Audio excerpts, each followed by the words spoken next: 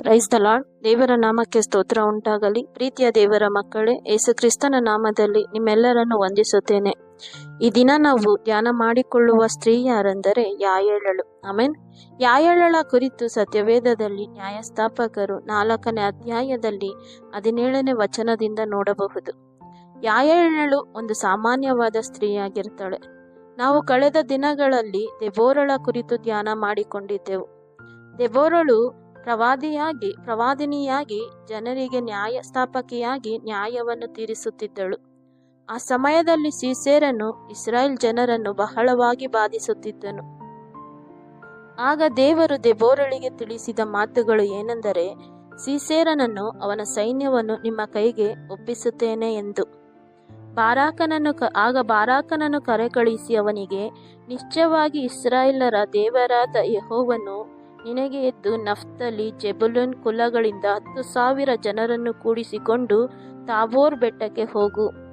ನಾನು ಯಾಬೀನನ ಸೇನಾಪತಿಯಾದ ಸೀಸೇರನನ್ನು ಅವನ ಸೈನ್ಯ ರಥಗಳನ್ನು ನಿನ್ನ ಬಳಿಗೆ ಕೀಷೋನ್ ಹಳ್ಳಕ್ಕೆ ಎಳೆದುಕೊಂಡು ಬಂದು ನಿನ್ನ ಕೈಗೆ ಒಪ್ಪಿಸುವೆನು ಎಂದು ಆಜ್ಞಾಪಿಸಿದ್ದಾನೆ ಅಂದಳು. ಆಗ ಬಾರಾಕನು ದೆಬೋರಳಿಗೆ, ನೀನು ಬರುವುದಾದರೆ ನಾನು ಹೋಗುತ್ತೇನೆ ಎಂದು ಹೇಳಿದನು.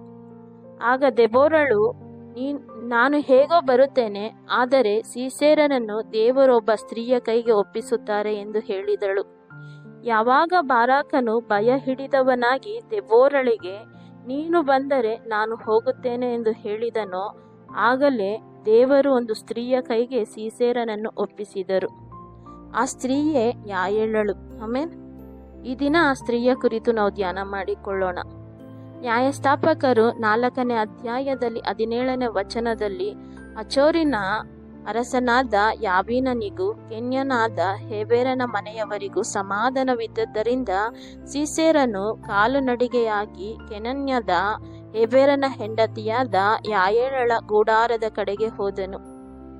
ದೇವರು ಸೀಸೇರನನ್ನು ಅವನ ಎಲ್ಲ ಸೈನ್ಯ ರಥಗಳನ್ನು ಬಾರಾಕನ ಮುಂದೆ ಗಲಿಬಿಲಿಪಡಿಸಿ ಕತ್ತಿಗೆ ಬಲಿಕೊಟ್ಟನು. ಆಗ ಸೀಸೇರನು ಭಯಪಟ್ಟು ಓಡಿ ಹೋದನು.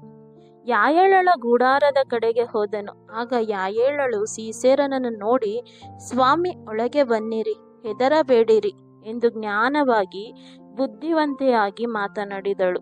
ಸೀಸೇರನು ಇಸ್ರಾಯೇಲ್ ಜನರನ್ನು ಬಾಧಿಸುತ್ತಿದ್ದನು. ಈಗ ನಮ್ಮ ಗುಡಾರದ ಬಳಿಗೆ ಬಂದಿದ್ದಾನೆ, ನಮ್ಮನ್ನು ಏನು ಮಾಡುತ್ತಾನೋ ಎಂದು ಭಯಪಡದೆ ಸೀಸೇರನ ಬಳಿ ಧೈರ್ಯವಾಗಿ ಮಾತನಾಡಿದಳು. ಜನರನ್ನು ಬಾಧಿಸುತ್ತಿರುವ ಇವನನ್ನು ಯುಕ್ತಿಯಿಂದ ಉಪಚಾರ ಮಾಡಿದಳು. ಶತ್ರು ಅಂತ ಗೊತ್ತಿದ್ರೂ ಸಹ ಅವಳು ಉಪಚಾರ ಮಾಡಿದಳು. ಅವನು ಆಕೆಗೆ, ದಯವಿಟ್ಟು ಸ್ವಲ್ಪ ನೀರನ್ನು ಕೊಡು, ನನಗೆ ಬಹಳ ದಾಹವಾಗಿದೆ ಅಂದನು. ಆಕೆಯು ಬುದ್ದಲಿಯನ್ನು ಬಿಚ್ಚಿ ಹಾಲನ್ನು ಕುಡಿಯುವುದಕ್ಕೆ ಕೊಟ್ಟಳು. ಮತ್ತೆ ಸೀಸೇರನು ಯಾಯೇಳಳಿಗೆ ಹೀಗೆ ಹೇಳುತ್ತಾನೆ, ನೀನು ಗುಡಾರದ ಬಾಗಲಲ್ಲೇ ನಿಂತಿರು, ಯಾರಾದರೂ ಬಂದು ಇಲ್ಲಿ ಒಬ್ಬ ಮನುಷ್ಯನಿರುತ್ತಾನೋ ಎಂದು ವಿಚಾರಿಸಿದರೆ ಇಲ್ಲ ಎಂದು ಹೇಳು ಎಂದು ಹೇಳಿದನು. ಹಾಗೆ ಹೇಳಿ ಸೀಸೇರನು ಮಲಗಿದನು. ಆಗ ಯಾಯೇಳಳು ಕೈಯಲ್ಲಿ ಗುಡಾರದ ಗೂಟವನ್ನು ಒಂದು ಕೊಡತಿಯನ್ನು ತೆಗೆದುಕೊಂಡು ಅವನು ಆಯಾಸದಿಂದ ಗಾಢ ನಿದ್ರೆಯನ್ನು ಮಾಡುವಾಗ ಅವಳು ಮೆಲ್ಲಗೆ ಹತ್ತಿರ ಹೋಗಿ ಅವನ ಕಣತಲೆಯಲ್ಲಿ ಗೂಟವನ್ನು ಹೊಡೆದು ನೆಲಕ್ಕೆ ನಾಟಿಸಿದಳು. ಸೀಸೇರನು ಸತ್ತು ಹೋದನು. ಹಲ್ಲೆಲೂಯಾ. ಆ ಸಮಯದಲ್ಲಿ ಸೀಸೇರನನ್ನು ಹುಡುಕುತ್ತಿದ್ದ ಬಾರಾಕನು ಅಲ್ಲಿಗೆ ಬಂದನು. ಆಗ ಯಾಯೇಳಳು ಬಾರಾಕನನ್ನು ಎದುರುಗೊಂಡು, ನೀನು ಹುಡುಕುತ್ತಿರುವ ಮನುಷ್ಯನನ್ನು ತೋರಿಸುತ್ತೇನೆ ಎಂದು ಹೇಳಿ ಬಾರಾಕನನ್ನು ಕರಕೊಂಡು ಹೋದಳು. ಬಾರಾಕನು ಹೋಗಿ ನೋಡಿದಾಗ ಸೀಸೇರನು ಸತ್ತು ಬಿದ್ದನು. ಹಲ್ಲೆಲೂಯಾ. ಪ್ರೀತಿಯ ದೇವರ ಮಕ್ಕಳೇ, ಸೀಸೇರನು ಇಸ್ರಾಯೇಲ್ ಜನರನ್ನು ಬಹಳವಾಗಿ ಬಾಧಿಸುತ್ತಿದ್ದನು. ಆ ಜನರು ದೇವರಿಗೆ ಮೊರೆಯಿಟ್ಟಾಗ ದೇವರು ಆ ಒಂದು ಕಷ್ಟದಿಂದ ಬಿಡಿಸಿದರು. ಹೇಗೆಂದರೆ, ಬಲಿಷ್ಠವಾದ ಜನರಿಂದ ಅಲ್ಲ, ಒಂದು ಸಾಮಾನ್ಯವಾದ ಸ್ತ್ರೀಯ ಕೈಗೆ ಸೀಸೇರನನ್ನು ದೇವರು ಒಪ್ಪಿಸಿಕೊಟ್ಟರು.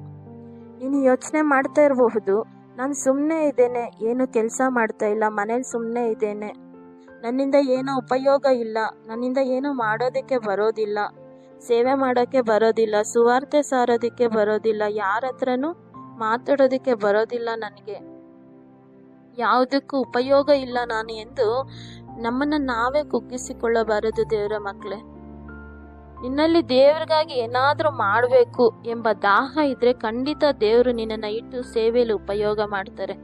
ನನಗೆ ಜ್ಞಾನ ಇಲ್ಲ, ಸಾಮರ್ಥ್ಯ ಇಲ್ಲ, ಬಲಹೀನಳು, ನನ್ನಿಂದ ಏನು ಮಾಡೋದಕ್ಕೆ ಆಗೋದಿಲ್ಲ ಅಂತ ನೀನು ಯೋಚಿಸ್ಬೇಡ. ಯಾಯೇಳಳು ಸಾಮಾನ್ಯವಾದ ಸ್ತ್ರೀ ಅಂತ ಒಂದು ಸ್ತ್ರೀಯನ್ನ ಇಟ್ಟ ದೇವರು ಅವಳ ಮುಖಾಂತರ ದೊಡ್ಡ ಕಾರ್ಯವನ್ನು ದೇವರು ಮಾಡಿದರು. ಸ್ತ್ರೀಯನ್ನು ಕೂಡ ಅಲ್ಲಿ ಉಪಯೋಗ ಮಾಡಿದರು. ಹಲ್ಲೆಲೂಯಾ. ನೋಡಿ, ಕೆಲವು ಜನರು ಸ್ತ್ರೀಯರು ಅಂದರೆ ಅಸಡ್ಡೆಯಾಗಿ ನೋಡುತ್ತಾರೆ. ಸ್ತ್ರೀಯರಿಂದ ಏನೂ ಆಗೋದಿಲ್ಲ ಅನ್ನೋ ಹಾಗೆ ನಡೆದುಕೊಳ್ಳುತ್ತಾರೆ. ಒಂದು ವೇಳೆ ಇಂಥ ಒಂದು ಪರಿಸ್ಥಿತಿಯಲ್ಲಿ ಯಾರಾದರೂ ಇದ್ದರೆ ನಿಮ್ಮನ್ನು ದೇವರಿಗೆ ಒಪ್ಪಿಸಿ. ಯಾರು ನಿಮ್ಮನ್ನು ಅವಮಾನವಾಗಿ ಅಸಡ್ಡೆಯಾಗಿ ನೋಡುತ್ತಾರೋ ಸಾಮಾನ್ಯ ಸ್ತ್ರೀಯಾಗಿರುವ ನಿನ್ನನ್ನು ದೇವರು ಉಪಯೋಗ ಮಾಡುತ್ತಾರೆ. ನಿನ್ನ ಮುಖಾಂತರ ದೇವರು ದೊಡ್ಡ ಕಾರ್ಯಗಳನ್ನ ಮಾಡುತ್ತಾರೆ. ದೇವರಲ್ಲಿ ಬಲವಾಗಿ ನಡೆದರೆ ಖಂಡಿತ ದೇವರು ನಿನ್ನ ಕೈ ಬಿಡೋದಿಲ್ಲ. ಯಾಯೇಳಳನ್ನು ಹೇಗೆ ಉಪಯೋಗ ಮಾಡಿದರೋ ಅದೇ ರೀತಿಯಾಗಿ ದೇವರು ನಿನ್ನನ್ನು ಅವರ ಸೇವೆಯಲ್ಲಿ ಉಪಯೋಗ ಮಾಡುತ್ತಾರೆ. ವೈರಿಗಳಿಗೆ ಭಯಪಡಬೇಡ. ಕಷ್ಟಗಳನ್ನ ನೋಡಿ, ಶೋಧನೆಗಳನ್ನ ನೋಡಿ ಭಯಪಡಬೇಡ. ಯಾಯೇಳಳ ರೀತಿ ಧೈರ್ಯವಾಗಿ ದೇವರಿಗಾಗಿ ಏನಾದರೂ ಮಾಡು. ಆಗ ದೇವರು ನಿನ್ನನ್ನು ಸೇವೆಯಲ್ಲಿ ನಿನ್ನ ಕುಟುಂಬವನ್ನು ಆಶೀರ್ವದಿಸ್ತಾರೆ. ಅದು ಮಾತ್ರ ಅಲ್ಲ, ಸೇವೆಯಲ್ಲಿ ಒಂದು ಬಲವಾಗಿ ದೇವರು ನಿನ್ನ ನಡೆಸ್ತಾರೆ. ಹಲ್ಲೆಲೂಯಾ. ನಿನ್ನ ಮುಂದೆ ಬರುವಂತ ಶತ್ರುಗಳು ಅವರೇ ಓಡಿ ಹೋಗುವಂತೆ ದೇವರು ಮಾಡುತ್ತಾರೆ. ಧೈರ್ಯವಾಗಿ ಸೇವೆಯಲ್ಲಿ ನಡೆಯಬೇಕು. ದೇವರು ಹೇಗೆ ಸೀಸೇರನನ್ನು ಸೈನ್ಯಗಳನ್ನು ಗಲಿಬಿಲಿಪಡಿಸಿದರೋ, ಯಾಯೇಳಳಿಗೆ ಸೀಸೇರನನ್ನು ಶತ್ರುವನ್ನು ಒಪ್ಪಿಸಿದರೋ, ಅದೇ ರೀತಿ ನೀನು ಮಾಡುವ ಸೇವೆಯಲ್ಲಿ ಬರುವಂತ ಉಪದ್ರವಗಳು, ಬರುವಂತೆಲ್ಲ ಶೋಧನೆ ಕಾರ್ಯಗಳು, ಶತ್ರುವಿನ ಕಾರ್ಯಗಳನ್ನ ದೇವರು ಎದುರಿಸ್ತಾರೆ. ಅದರಿಂದ ದೇವರು ನಿನ್ನನ್ನು ಬಿಡಿಸ್ತಾರೆ. ನನ್ನಿಂದ ಏನೂ ಆಗೋದಿಲ್ಲ ಎಂದು ಸುಮ್ಮನೆ ಇರದೆ ದೇವರಲ್ಲಿ ನನ್ನಿಂದ ಎಲ್ಲ ಸಾಧ್ಯ ಎಂದು ನಡೆಯಬೇಕು. ಆಗ ದೇವರು ನಡೆಸುತ್ತಾರೆ. ದೇವರು ನಿನಗಾಗಿ ಯುದ್ಧವನ್ನು ಮಾಡುತ್ತಾರೆ. ಆಮೆನ್. ಸರಿ, ನಾವು ಪ್ರಾರ್ಥಿಸಿಕೊಳ್ಳೋಣ. ಕರ್ತನೇ, ನಿಮಗೆ ಸ್ತೋತ್ರ ಮಾಡ್ತೇವೆ ರಾಜ. ಈ ಒಂದು ಒಳ್ಳೆ ಸಮಯಕ್ಕಾಗಿ ನಿಮಗೆ ಸ್ತೋತ್ರ ರಾಜ. ದೇವರೇ, ಯಾಯೇಳಳ ಕುರಿತು ನಾವು ಧ್ಯಾನ ಮಾಡಿಕೊಂಡೆವು ಕರ್ತನೆ. ಸಾಮಾನ್ಯವಾದ ಒಂದು ಸ್ತ್ರೀಯನ್ನ ಇಟ್ಟು ಕರ್ತನೆ, ಇಸ್ರಾಯೇಲ್ ಜನರನ್ನು ಬಾಧಿಸುತ್ತಿದ್ದಂಥ ಸೀಸೇರನ್ನು ಕರ್ತನೆ ಹತವಾಗುವಂತೆ ಕರ್ತನೆ, ನೀವು ಕಾರ್ಯ ಮಾಡಿದ್ರಿ. ಒಂದು ದೊಡ್ಡ ಕಾರ್ಯವನ್ನು ಮಾಡಿದ್ರಿ ರಾಜ. ಇಸ್ರಾಯೇಲ್ ಜನರಿಗೆ ಒಂದು ದೊಡ್ಡ ಜಯವನ್ನ ಕೊಟ್ರಿ. ಅದೇ ರೀತಿ ಕರ್ತನೆ ಅಪ್ಪ, ಇವತ್ತು ಅನೇಕ ಹೆಣ್ಮಕ್ಳು ಕರ್ತನೆ, ನಮ್ಮಿಂದ ಏನೂ ಆಗೋದಿಲ್ಲ, ನಾವು ಸುಮ್ಮನೆ ಇದ್ವಿ, ಏನೂ ಮಾಡೋಕ್ಕಾಗ್ತಾ ಇಲ್ಲ, ಸುವಾರ್ತೆ ಸಾರೋದಕ್ಕಾಗ್ತಿಲ್ಲ, ಸೇವೆ ಮಾಡೋದಕ್ಕಾಗ್ತಿಲ್ಲ ಅಂತ ಯೋಚಿಸ್ತಾ ಇರ್ಬೋದು ಕರ್ತನೆ. ದೇವರೇ, ಅವ್ರನ್ನ ಇಟ್ಟು ನೀವು ಉಪಯೋಗ ಮಾಡ್ರಿ. ಇನ್ನ ಒಂದು ಹೊಸ ಬಲ ಅಭಿಷೇಕವನ್ನು ಉಂಟು ಮಾಡು ಸ್ವಾಮಿ. ನಿನ್ನ ಬಲದಿಂದ ತುಂಬಿಸಿ ನಡೆಸು ಕರ್ತನೆ. ಯೇಸುವಿನ ನಾಮದಲ್ಲಿ ಕರ್ತನೆ.